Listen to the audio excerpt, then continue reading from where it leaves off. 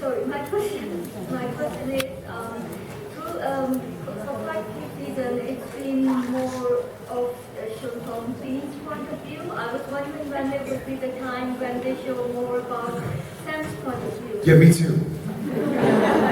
I think one of the fun things about Supernatural is that it started out as Sam's point of view, and we've been able to, with y'all's blessing, kind of take it through Sam's, through Dean's.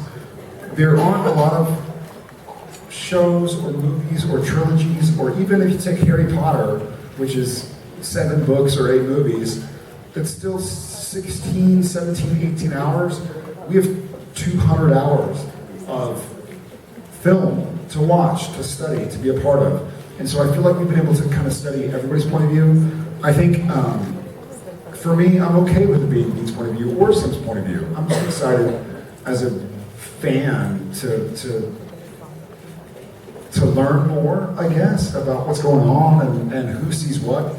And I think, and I don't know if a lot of y'all are politically involved, and I'm not going to get political, but to mention, like the U.S., we have an election coming up, and there are some pretty extreme candidates.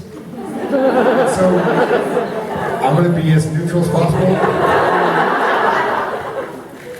But you sort of go like, you learn so much by looking at somebody and going, I'm not going to think you're crazy or different. I'm going to try and figure out why you think what you think. And not that you're worse than I am or better than I am, but I just am curious as to why your brain goes here. Because you're not stupid, you're not mean, you're just you, and you're a human, born like the rest of us and raised, and why do you think what you think? And so I think Supernatural, doubling back, has been able to do that, to go like, well, Sam sees it this way, and Sam sees himself as kind of a mess up, or he hasn't been able to do what Dean has. And then Dean thinks the same way, and you're like, well, why does Dean think that? Why does Sam think that? And so I think it'll keep kind of going round and round, much like life does. It's cyclical, and for me, that's part of the excitement. So maybe we'll double back to Sam soon. Thank you. Yeah, thank you very much.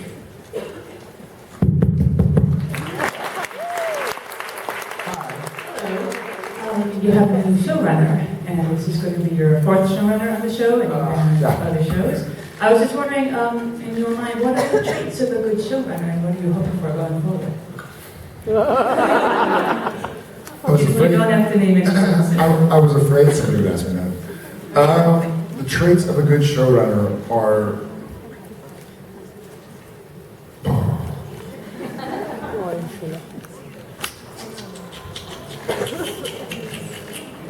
somebody who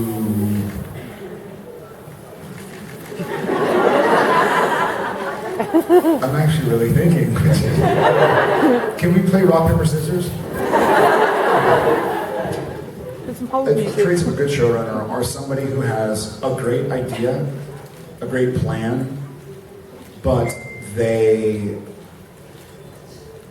are willing to let the best idea win. So somebody who has, it's the best coach, the best showrunner, the best boss, the best president.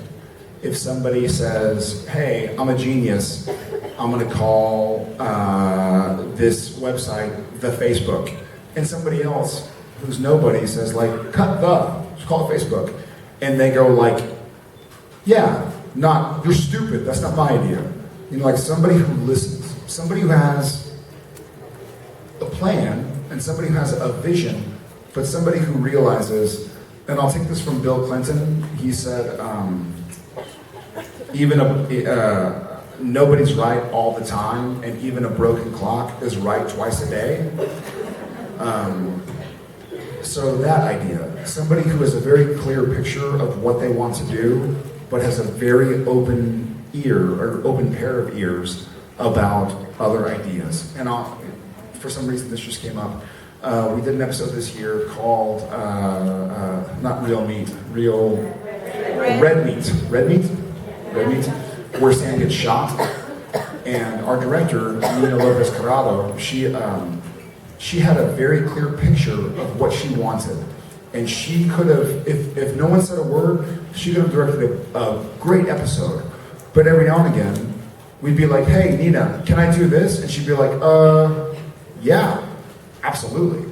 And one of the things I think of is that she had this picture in her head, and she had the shot of Sam getting shot and falling to his knees. And then I was like, hey, Nina, you know what? I can hold blood in my mouth and a sponge, and as I fall to my knees, I can spit blood out because I've just been shot. It might be a cool, maybe you use it, maybe you don't. And she was like, I didn't even think about that? Absolutely. Like there wasn't any pride, there was a pride of craftsmanship, but there wasn't any like, who do you think you are? To give an example, like to give an opinion. So I think a great showrunner will be somebody who has a great vision for what's to come, but will listen to those around him or her. Thanks. Yeah, thank you.